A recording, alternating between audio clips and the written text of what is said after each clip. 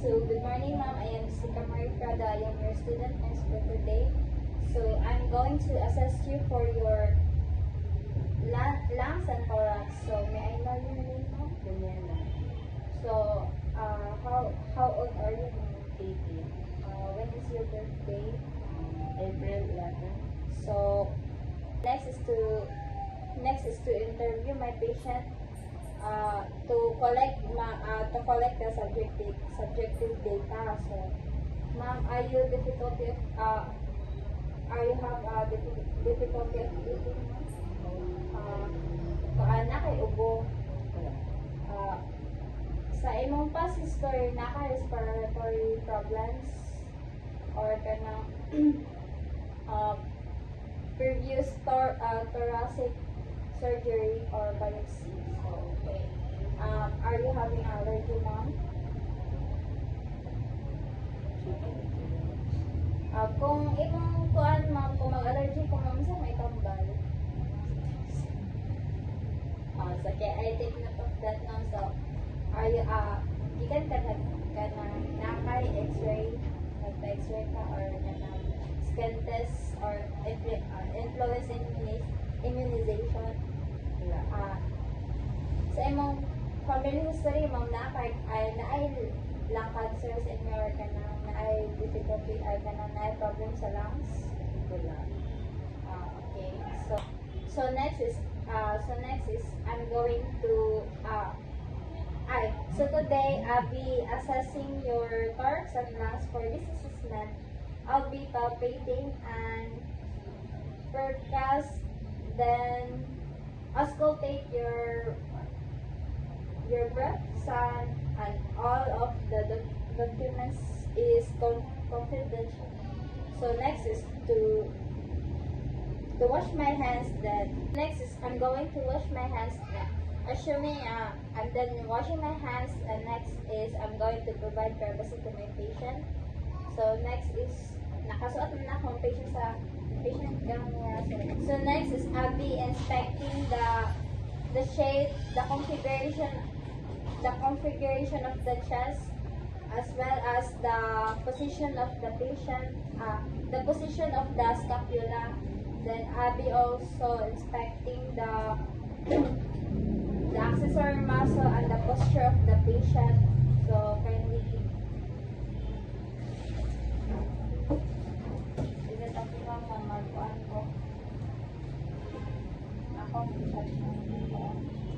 then hands on your lap.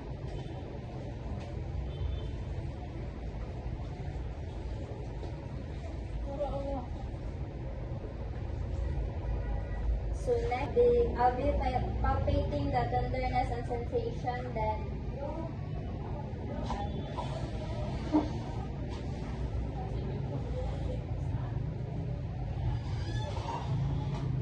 next is I'll be wearing gloves.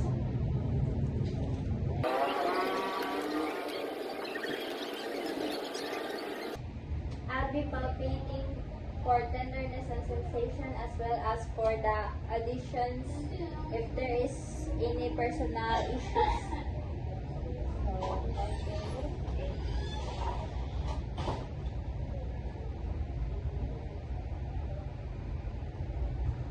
So next is I'll be inspecting the temperature, and I'll be using the dorsal part of my hand.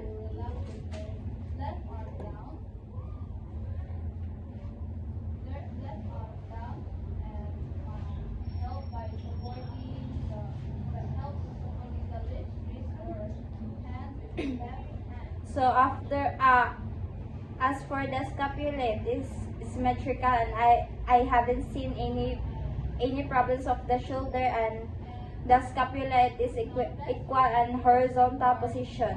In the posterior back of the patient, I haven't seen any signs of kyphosis, scoliosis, or any misalignment in the spinal cord. When I ask the patient to breathe, I observe that she uses her shoulder as the accessory muscle.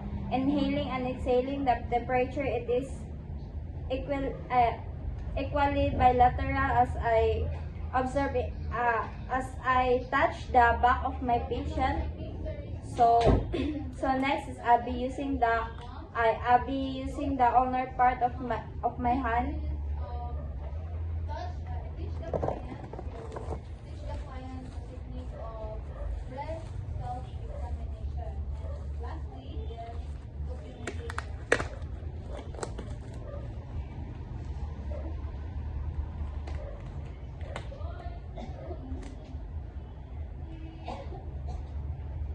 So ma'am, can you say 99 as I touch your back?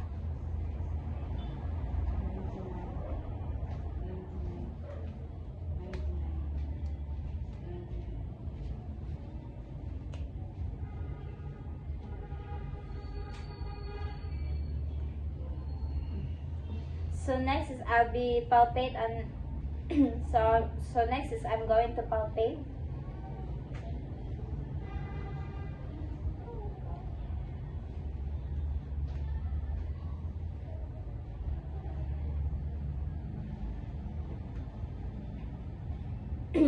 For the parameters,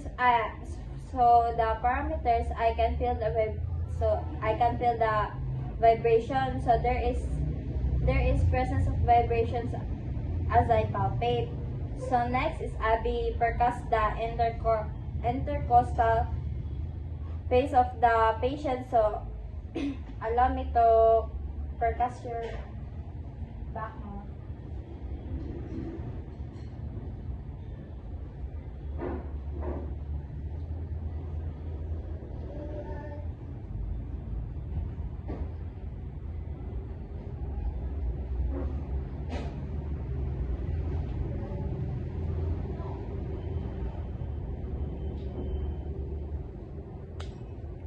So upon percussing the patient back, I observe the resonance and dullness of the patient.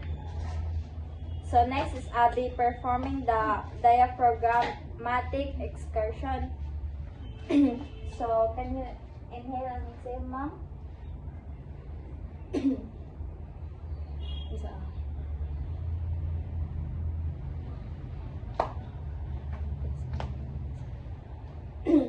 So can you inhale and exhale, ma'am?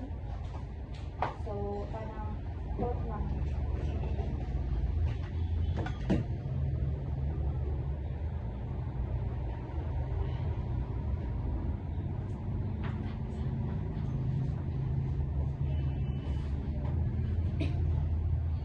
So next is the last part is I'll be auscultating the breath sounds of the patient.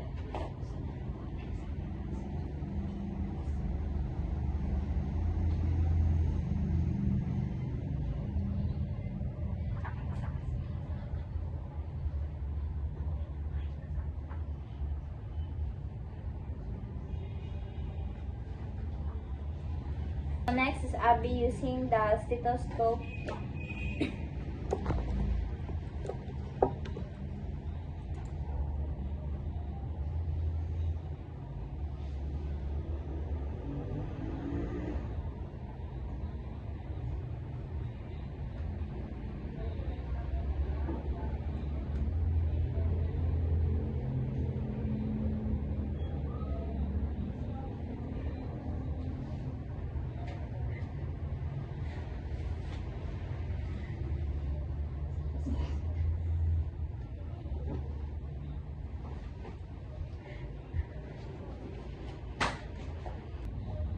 So next is I'll be auscultating the sound of the patient in the chest.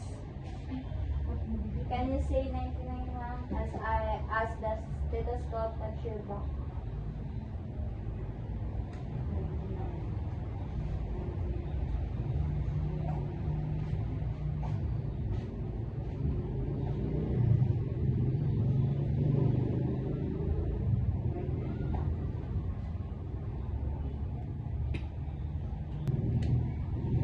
Upon auscultating the back of the patient, I haven't observed any abnormal sounds. So that's all. Thank you.